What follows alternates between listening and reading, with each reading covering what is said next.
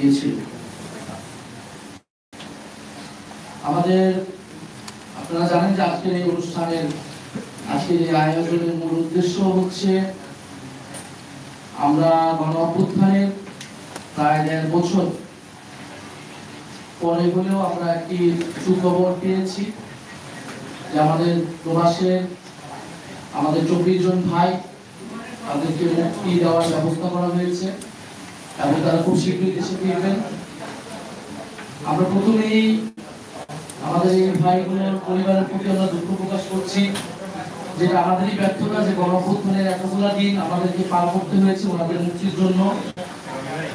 আমরা এটা আমাদের উচিত ছিল, আমাদের এই জাতির সকলেরই দায়িত্ব ছিল, সরকারেরও উচিত ছিল আরো আগে আমাদের প্রবাসী যারা গণ অভ্যুত্থানে অংশগ্রহণের কারণে জেলে যেতে হয়েছিল তাদের মুক্তির ব্যবস্থা করা। এর আগে 188 জনকে আমরা ছাড়াতে পেরেছিলাম, কিন্তু বাকি 25 জন